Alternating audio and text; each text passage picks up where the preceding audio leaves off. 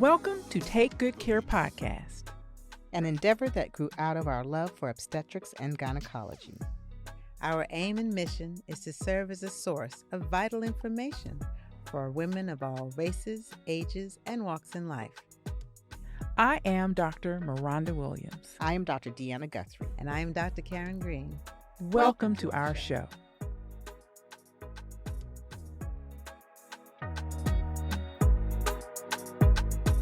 Welcome to this episode of Take Good Care Podcast. I'm Dr. Miranda Williams. I'm Dr. Deanna Guthrie. And I am Dr. Karen Green. We are so excited that we were back. We took a little hiatus from season 5. And as you may notice, those of you who are listening to us and watching us on our YouTube channel or on our website, we have a wonderful guest here today. We're so excited. We mentioned when we took a break that we were really expanding what the podcast is able to offer. And to do that, we wanted to bring in some subject guests as well as just some very interesting people that we think our audience will find very engaging.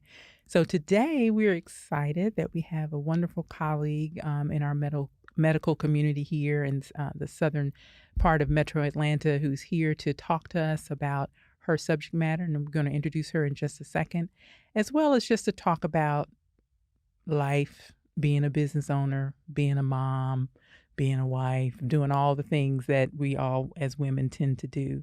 So we have Dr. Erin King-Mullins, who's with us today. And she is a colorectal surgeon, has done phenomenal things in terms of her training and everything that she brings to our medical community.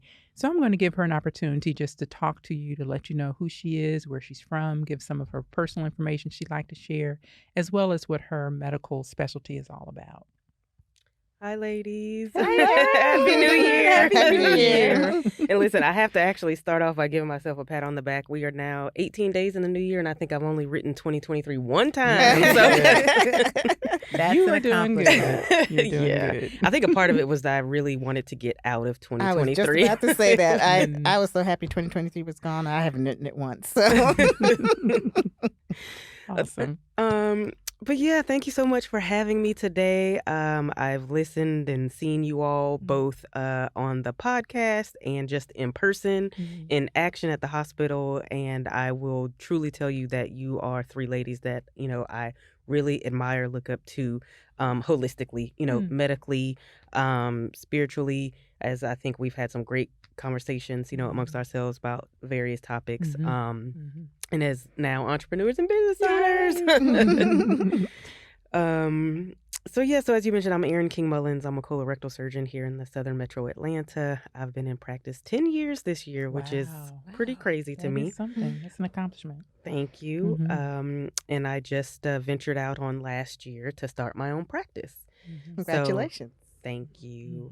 So I just feel like this point, with the ups and downs of a new practice, and I actually had my second child last year, basically right in the middle of doing the construction on the new office.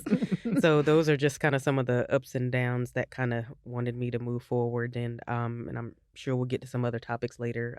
I lost my father last year. So there was just a lot that went on. And, coming off the tails of a pandemic into the plateau of everything that happens after that, and the social unrest. I mean, it was just so much over the past couple of years. And I just feel like 2024 is just a good place for me to not necessarily start over, but at least unpack a lot of those things in a way that's functional for both myself and my patients moving forward. So. Absolutely. Absolutely. So, Dr. Green, do you have some specific questions you want to get us started off with? I do. Welcome, Erin. First off, I kind of wanted to know the how and the why. Because, most people may or may not know, female colorectal surgeons, there aren't a lot of y'all. There's just not. And so I kind of, as I was thinking about this the other day, I said, why? Why colorectal surgery? Why did you pick that particular specialty? And then my other question was how. And so that would get into how you said you just, went into solo practice, your own practice. You've been doing this for 10 years, which I was not aware of till just now. But kind of your background and, how you got into this. Because I can imagine that it may not have been your first choice, or maybe you didn't even think about it, or maybe you didn't even know about it. I don't know. But how did you Erin, get to be a colorectal surgeon? Yeah. So oftentimes I answer that in that it found me. My specialty, my search, like everything, and I could I'm gonna try to compact this because there's a lot that went into it. But when I started medical school, the first question that you get is, what do you want to do? What do you want to do? And I didn't know exactly what I wanted to do, but I told everybody, I know one thing I don't want to do was surgery. That was, I had this whole concept of what a surgeon looked like, how they behaved. Exactly. And so my mentor, actually, I went to Emory Med School, and I was paired with very early on Dr. Stacy Higgins, who's still there, an internal medicine physician there. And she said, be careful what you say. Yes. God's listening. God has a humor. Yes. Yes. He laughs at your plans. Uh-huh. So I started my rotations. I was assigned surgery first, and I was like, yes, I'm going to get it over with so I can really get on to what I really like so I can make my decision. And I somehow fell in love with it. And then after that, I just really couldn't. And I tried so hard to get it out of my mind because, again, still, even with some of the interactions that I had with the surgeons that were there were some people that were nicer. But, there wasn't anyone that looked like me. There wasn't anyone that I could really connect with kind of background wise, how you get to this point. And so I just tried my darndest to not like it and find something else that I liked. And I really enjoyed my OBGYN rotation, honestly. Well, mostly the GYN part now, in retrospect, not so much the OB part. So, had some great experiences there. Thought I was going to ultimately be a trauma surgeon. All the shady Grady nights, just having Trial by fun. fire. And at that time, we had two of the biggest and hottest trauma surgeons there at Grady who took me under their wing and mentored me. So I went back home to Orlando, level 1 trauma center down there, and within 6 months was like, nope, trauma's not it. So I then just said, okay, I'm going to be a general surgeon, but got paired up with some great colorectal surgeons down there. And first off, I didn't even know colorectal was a specialty thing. when I Right. even started residency. So doing those rotations, and over time, I realized that it matched me the most, I think, with some, I like to do a lot of different things. So we do, talking to patients and counseling them in office, small procedures in office, small procedures at the hospital, big procedures, colorectal cancers and Crohn's disease, ulcerative colitis. And so I tell myself and patients and colleagues, I feel like a colorectal surgeon is kind of like the epitome of all things medicine and science. Again, I'm a nutritionist sometimes. I Right. counsel people on their diet, prevention with the colon cancer awareness and screening. Sometimes I'm their psychologist when I'm giving bad news, telling them they need an ostomy and walking them through that, walking them through those difficult conversations with their family. But then I'm their champion. I'm their cheerleader, when we do that major surgery and we cure them from their cancer and I get to see them and them grow up. I mean, I've seen patients get married and have kids and see their kids grow up. So it's literally a little bit of everything that keeps me going. That's awesome. Yeah. That is. So much of what you said before you go on, Karen, just resonates, I think, with all of us. In our first season, we did our quote unquote origin stories about how we ended up in the various fields and very similar types of scenarios. Some of us went in with a little bit more of a decision about what direction we wanted to, not so much for others. So I think what you said, how it found you, that resonates, I think, with us. Because sometimes you go in thinking one thing and you come out with something totally different. And just your passion for what you do comes through. So, which is why we really enjoy sharing and sending our patients to you for consultations and things like that. And it's great that you found what fits you because a lot of people don't. They just kind of get stuck in a track that kind of was maybe laid out for them or they felt they should do and aren't very happy. So it's not very many people that can say they found what's their true passion, what's their true love. So, It's interesting because I had never heard of colorectal surgery coming through residency either. And so as you told your story, it's interesting how I enjoyed my surgery rotation, but I did not like the surgeons. Same. And I think it was because they didn't, in my mind, take care of patients. And so the way you describe colorectal surgery is kind of how I see gynecology now, Mhm. for our practice, for myself, that we're taking care of our patients, So Mhm. we've seen patients that start off as little and we treat them for this thing, we treat them for that thing, we give them bad news, we give them good news. And so that whole concept of being holistic about taking care of our patients is one of the reasons why, we continue to do what we do, Mhm. why we started this podcast. Mhm. And that just, that really resonated with me. And I Mhm. really appreciate you telling that story because Mhm. that's what I really wanted to know, Mhm. why. And you Mhm. answered the how. Yeah. Mhm. Mhm. Anything else? No? All right, Dr. Guthrie. So, well, one of my questions, what Karen asked you, what do you say to another woman to encourage her in a male-dominated field? Know your truth, know your worth, and know who you're serving. Oh, That's wow. excellent. Yeah. That's excellent. And Say that I- again. Hold That on, needs because to I be made it up a on the fly. t-shirt. Know your That's what I truth. said. Let's say that again. That needs to be Let me somewhere. write that down. Know your truth. Let's see, know your truth, know your worth, and know who you're caring for. And I think Yes. that has springboarded a little bit over time, again, in a male-dominated, particularly a white male-dominated, field. You sometimes get bogged down in this idea that you have to compete. And while this is true, you do have to compete because obviously we have to, put food on the Business table. to Like at the business. end of the day, Mhm. you have to put food on the table. But Mhm. who are you serving? Who's coming to see you and why? And so in a lot of ways, sometimes that competition just gets laid to rest by nature of, you don't all run in the same circles. You don't all necessarily see the same demographic. And so be proud of that. A lot of people are like, oh man, you're brave, you're crazy to leave, kind of one of the biggest institutions in the metro Atlanta area and just go by yourself and start your own. And I'm like, I don't have to see every butt in Atlanta. I don't. Like, I just need to see enough to make sure that I'm, fulfilling my needs and paying the bills. And once you kind of recognize some of those things, it frees you up in so many different ways.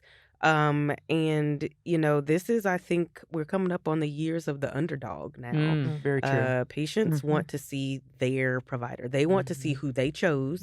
They want to feel cared for and nurtured in that environment, and they don't want to feel like they're a part of an algorithm. And just a number. And I think the same thing for physicians. They want to feel like they're, valued, and they're not just a number, and that, if they have an issue, don't just send an email to this nebulous place. Like, who can I talk to about actual change? And so that's one of I think that's what's motivated me to continue. And on those nights where you want to cry and be like, what the heck did I do? Right. Why did I do this? You get that feedback from the patients who sometimes, like, you walk in the room and they say, hey, I don't even know you yet, but before talking to you, thank you for having a person answer the phone. Right. Thank you for getting back to me. Thank you, just kind of just those little things. And so they appreciate that. Yeah. Absolutely. Absolutely. Do you have something else? I was going to make a quick comment. I just said, No, go ahead. we've talked about COVID, right? And how COVID changed everything, forever. And it brought some things into sharp focus, about what's really important, how, to your point, how do we serve the community that we serve the best? Right. One of the things, and I know you and I have had this conversation, we've talked about, the three of us, when we made the decision to go to a 4-day work week, it wasn't a business decision.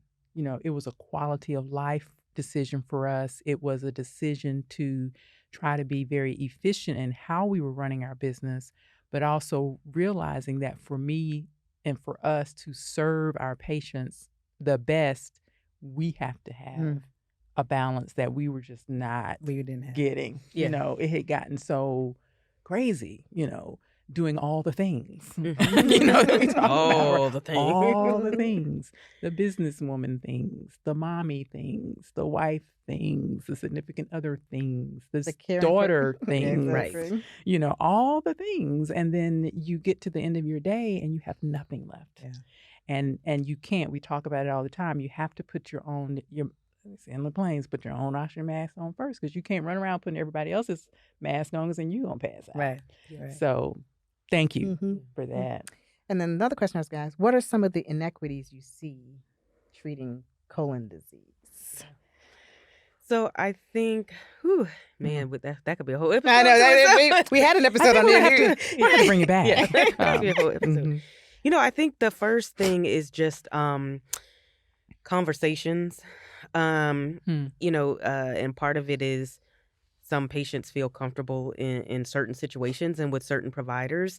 And not only outside of that, some providers feel comfortable with certain patients. And so they don't know exactly, you know, what's medical care versus like, am I getting in your business? Like, you know what I'm saying? And so, so coming at the same place, I think, you know, the biggest inequities that we face are, you know, when we talk about colorectal cancer screening, there are studies that show the number one reason people don't get screening is because they were never told to. Just, you know, for whatever reason, not blaming any providers, some rules and not rules, but some guidelines and recommendations change that other specialties may not be aware of. So they're just not, you know, alerting, you know, the patients when those times have changed.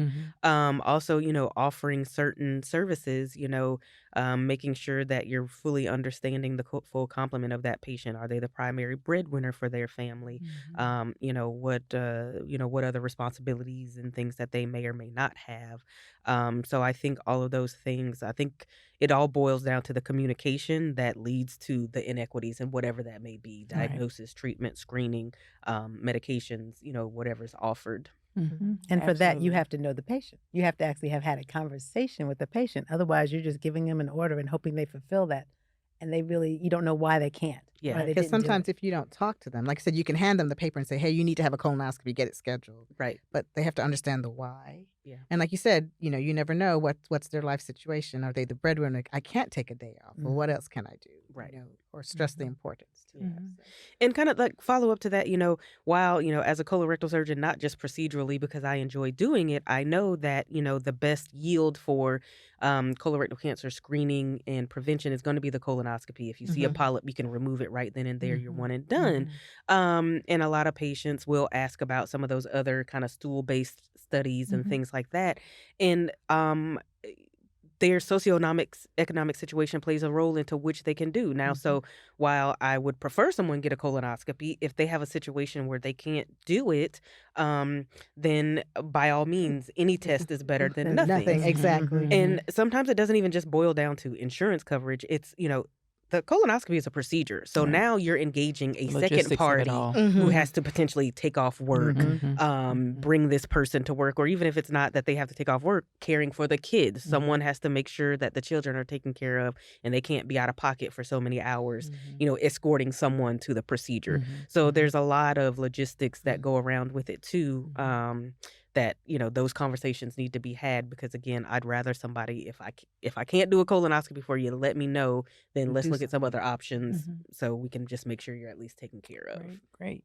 And that's a great segue. What I wanted to do at this point, we've done a couple of episodes and shows where we talk about what are the screening guidelines, why it's important, you know, who may be a good candidate for some of the stool-based tests versus those who need to have something more invasive and more advanced. So can you just kind of talk about that a little bit in general, what the screening guidelines are, and again, why it's so important for people to be screened? Yeah, definitely.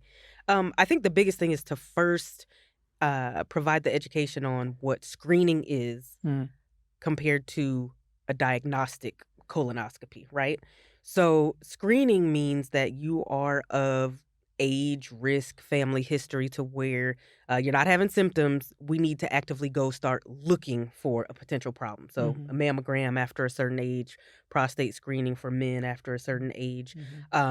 So screening, you know, the number one risk factor for colorectal cancer is just age, right? So the U.S. Preventative Services Task Force, always right, it's a lot. They updated the screening guidelines for all comers back in 2021 to the age of 45. All comers, meaning men and women. You don't know how many men get dragged in by their wife. And I told him he needed a colonoscopy. And I'm like, did you have yours? She was like, no, I don't need one. You got a colonoscopy. So men and women. All comers age of 45. Mhm. Caveat to that, if you have a family history of not only colorectal cancer, colon polyps. Polyps Mhm. are a precancerous state, Mhm. so we need to know about that. If there are other cancers that run in the family, all of those things need to be provided so that you could be recommended to the appropriate screening age for your colonoscopy. And then the frequency with which you need it is based upon what is found on your examination, but also Mhm. that family history. So Mhm. once you get beyond there, you really got to talk to your provider and know your specific situation Mhm. on how often to get it. Mhm. So that's it. And so then there's the gold standard would be the colonoscopy. It's what we call as both diagnostic and therapeutic, meaning Mhm. if I find a polyp, I can remove it right then and there, send it Mhm. off to the lab. We can Mhm. know what type of polyp it is, so we can again know your risk. So I can Mhm. do something about it if I see it. Mhm. If you do some of those other stool-based tests, what they're testing for is maybe microscopic blood in the bowel movements or abnormal cells. If that comes back abnormal, then you have to follow that up with a colonoscopy to figure out why What's it was going on? abnormal. Mhm. However, those tests are not for everybody. Those are not for people who have a family history of colon Mhm. cancer, or if Mhm. they've already had a polyp in the past, Mhm. or if they experience bleeding, even if it's just intermittent bleeding from hemorrhoids or something like that. Mhm. Again, something may come back abnormal, and now we don't know if something's really going on, or is it just aggravated by, maybe you had a hemorrhoid or something going on. Mhm. So, Mhm. um, so that's the kind of concept around screening for colorectal cancer. The one thing that I always, always, always stress to people is Mhm. the other reason to do a colonoscopy is for diagnosis. If you have a problem, so it doesn't matter what age, you should obviously talk to your provider about something. Mhm. You have the change in your bowels that Mhm. is different for you and it Mhm. persists. Mhm. Mhm. Blood or just something abdominal pain, something new or different that persists. A colonoscopy is also a diagnostic tool, just like Mhm. CT, X-ray, blood work, or Mhm. whatever. It can be Mhm. used to find out why Mhm. you're having a symptom. Mhm. And so I think these are conversations we're having more and more about, Mhm. a younger person goes and they have a complaint and someone's like, any provider can do it, understanding, looking at their family history. Oh, you're young, it's Mhm. probably just a hemorrhoid or this and that. Mhm. You don't have a family history. Mhm. If something persists, we should really look. I appreciate you pointing that out. We definitely try to encourage our patients to get the screening tests based on what the recommendations are, whether it's age, family history, those kinds of things. Um, Everyone, I think, us included, truth be told, push back a little bit on the colonoscopy Yeah. just because of the logistics. But also, some people think it's the prep, it's this, it's that, it's the other thing. But I think your point is it's a one and done. You know, the biggest issue we have with those things that are bad, meaning cancer, precancerous conditions, is the delay in the diagnosis, which then delays the treatment. And so we really try and encourage patients, don't think about the possible inconveniences of the test because cancer is a whole hell of a lot worse. Yes. Mhm. So, us included, have had to get over it and figure out a way to make it work. Because again, you want to think of the long game, right? Not just the day or maybe 2 days with the prep of the colonoscopy as being inconvenient, logistics, all of those things, because you want to make sure our whole motto is you want to live a long life. You want to live a long and healthy life. Yes. You want to be able to do the things that you want to do with your friends and your family and just have a great life. And when a screening test like a colonoscopy can be both diagnostic and therapeutic, one and done, let's get it out of there. If there's something that needs to be removed, it can be done and then you can go on. Yeah. So really appreciate that. And you brought up a couple of points that I talked to with my patients a little bit about that is number one, when you have your annual visits with your providers, whether it's your GYN or your primary care doctor, part of the updates that you need to provide is also your changes in your family history, right? Mhm. And so, if last year you had your colonoscopy and you were squeaky clean, but your sibling had a colonoscopy and polyps removed, now your The 10 family years are history out is the different. window. Exactly. Your family history is different. So now Mhm. you're on a 5-year schedule. So we Mhm. have to update family changes as well, so our Very good point. providers can Mhm. guide us appropriately on what Mhm. we're at risk for. Mhm.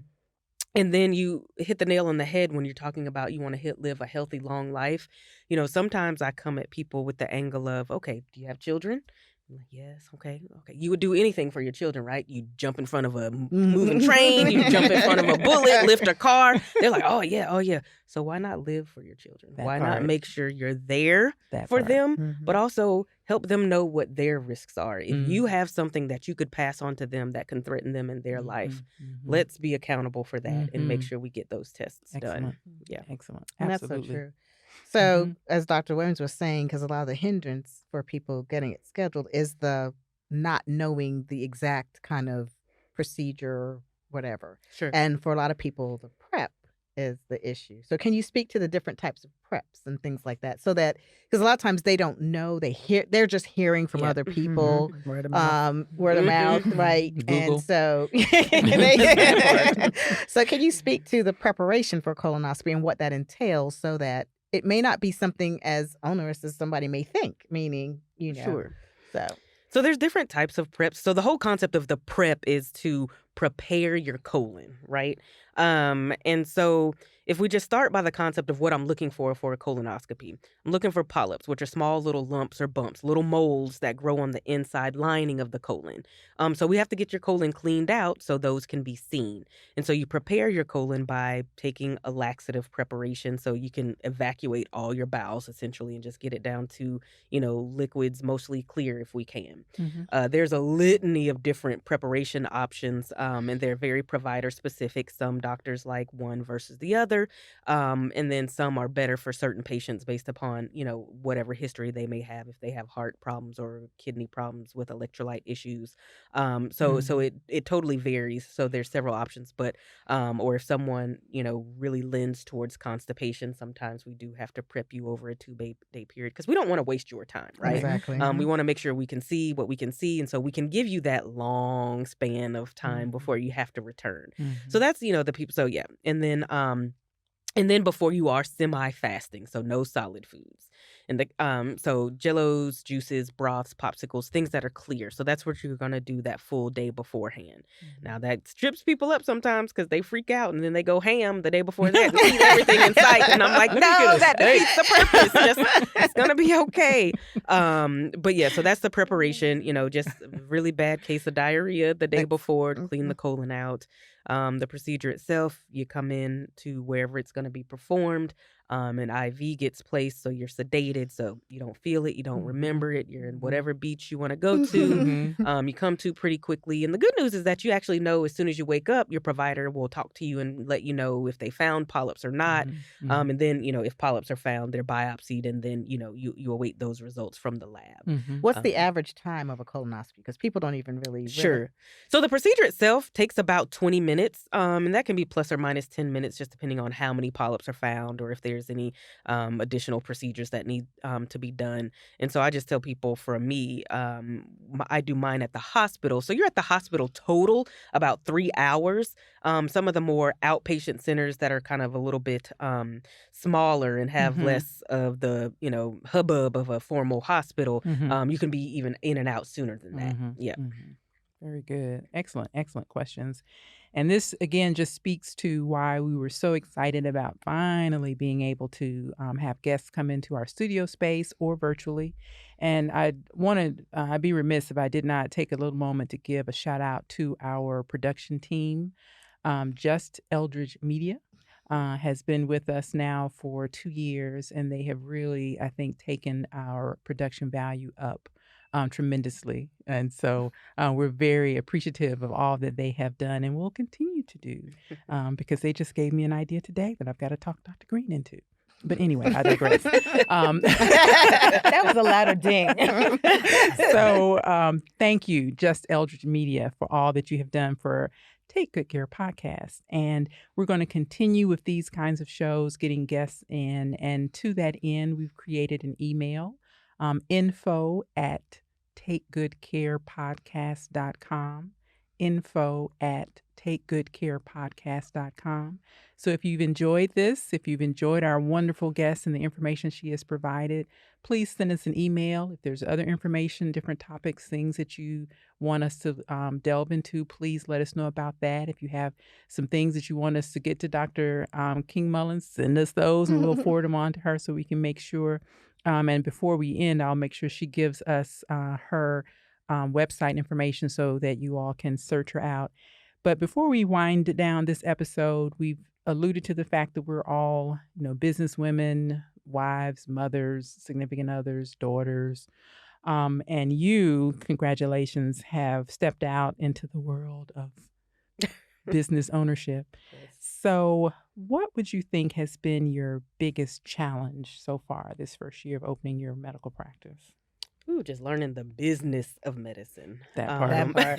Just like it's a whole new lingo, whole new language, whole new set of. But it's I've enjoyed the challenge, and I think just being in my own driver's seat just has made it worth it because I understand that there's immediate reward for the effort that I'm putting in, and not just this like little portion of reward for that. So I think so that's been just the biggest challenge, just balancing both the business and clinical. And I'm in a position where I'm now offloading some of the business because I do have a practice manager now. So yay, That's helpful. so that's definitely helpful. Yeah, one of the things we've really learned, especially these last few years, is building that team, building that support team around you, because your real job is taking care of the patients. That's what you're supposed to be doing. Right. That's what you're supposed to be doing. And so sometimes the business things can start to filter in, and again, that work-life balance, remembering your why, your strengths, and who you're serving, means we have to sometimes build that team around you that can help you manage the business aspects of things while you continue to take great care of patients. And then similar to that, what do you think has been your biggest reward so far? What is the biggest lesson you think you've learned so far? Because you will continue to learn the lessons. Yes. I think the biggest reward is that like people actually want me as their doctor. Just to you go out and you want to put it all on you. I've had a great training and a great experience, and you want to fill your CV, and you got all this stuff on your CV that you think people are going to drive to you, and people don't always care about that. Right.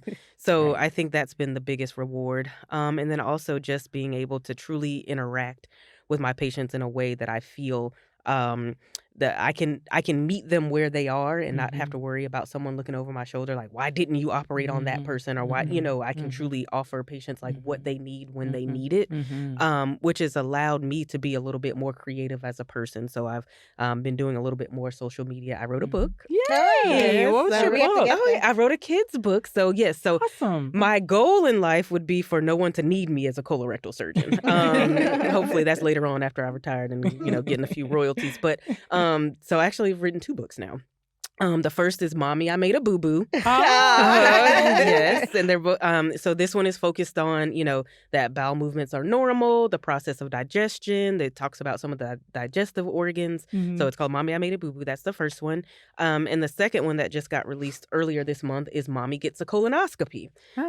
So my challenge to you and all your listeners is actually to start engaging your children in these preventative services and conversations early. So when mommy's going to get or daddy or whoever's going to the doctor to get a procedure done, why? So I can make sure I'm, that I'm healthy and strong for you. So Mommy Gets a Colonoscopy is the second book in the series. Awesome. And that's available where? On Amazon. Thank you. Okay. Okay, Amazon. Yep.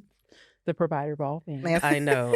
Self-publishing. Yes, I've self-published yep. as well. So, but Amazon's a great avenue for that. So wonderful. And congratulations on that as Thank you. well. Congratulations on that as well. And tell us more about your practice so that those who may want to seek out your services, how can they reach you? Sure. So the name of my practice is Colorectal Wellness Center. We're located in Fayetteville. And colowellness.com. That's COLOWELLNESS.com is the website, and you can find us there. Awesome. That is wonderful. Ladies, do you have any other things that you want to talk about, bring up? I guess the only thing I would say is that I appreciate the fact that the books are designed to get kids to understand the importance of wellness. Because I think a holdback for a lot of people is I go to the doctor when I have a problem. Right. And, I know the three of us, we talk about wellness, and to hear that you're talking about that as well is important for people to understand. It's like, no, we want to see you when you're well. We want to talk about things you need to do to stay well. And if kids kind of get that idea that, that's why I go to the doctor, that's why mommy went to the doctor, then that can kind of perpetuate, hopefully, to the next generation of, more wellness visit and, the elimination of the things like And cancer. it not takes the fear out of it. I 'Cause I was just think- about to say yeah, that. Not go only ahead, go that. ahead. I was going to say not only that, but when kids now hear that you're going to the doctor, they may not be as anxious. They know that going to the doctor doesn't mean a shot every time Right. or a surgery or something bad every time. You can go to the Mhm. doctor when you're well, Mhm. and in that case. Mhm. And it's also teaching like the adults through the children, Yeah. right? That's- there's that's so, the yeah. hardest. So, it's like, oh yeah, you're reading this book to your kid so your kid can learn, so you can actually, learn yourself, because there's so, many things that, I just assumed everybody knows everything about the stomach just because, that's what I do and that's what I, but then you really realize that, whoa, we're way on There's this, a knowledge on this. gap. Yep. Yep. So Yep. And I think, shout out and a plug for women in medicine.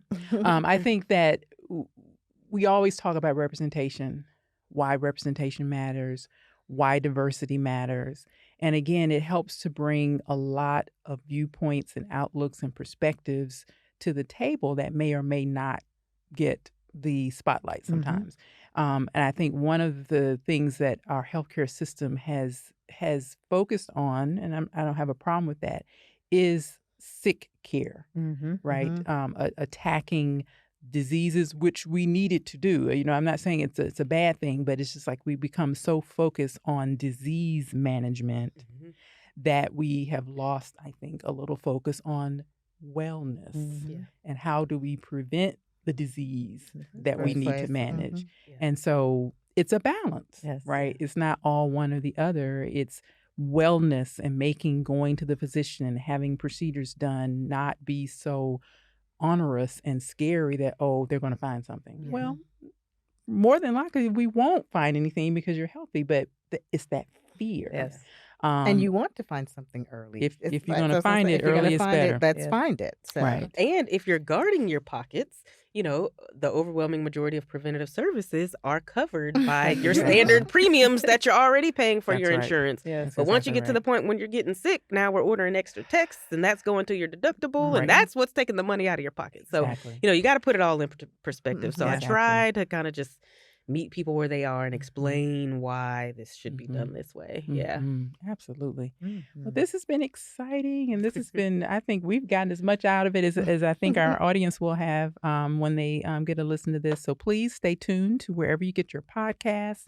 This episode should be dropping, and so you'll be able to get it fairly quickly. And then we're going to proceed on with our 5th season of this podcast. We launched in the middle of COVID in 2020, and we started with iPhones and a ring light in 3 different rooms, spread all out, and we are now in a studio. A Together. fancy studio, may I add. So, Fancy and- so studio. we're excited, and so this is why we want to be able to have wonderful people such as yourself. Thank you for bringing a wealth of information, just your personality, and again, why we resonate and why we are just so excited and thrilled for everything that you're doing with your medical practice, with your books, with your family. And so we appreciate everything that you do. Thank you. And just want to continue to encourage you. Anything we can do to try to lend you any wisdom that we've been here a little longer than you have. So any wisdom that we Listen, can I needed share. somebody to blaze that trail. I don't know if I ever could have did it alone. So I appreciate, who you all represent to me. Thank And you you. may Thank not you. really realize it, but you are all great inspirations and truly a guiding light. So thank you. Thank you. Thank you. Thank you. Yeah. So we hope you have all enjoyed this episode of Take Good Care podcast. We're so excited that we have had a wonderful guest with us today, Dr. Our Erin. first guest. Our first You're real guest, yes. Dr. Erin King-Mullins, here with us in studio. So thank you for listening. Thank you for checking out our website, rosagynecology.com. Thank you for finding us on all of our social media platforms and for wherever you get your pods. And until the next time, I'm Dr. Miranda Williams. I'm Dr. Deanna Guthrie. And I am Dr. Karen Green. Take good care. Bye.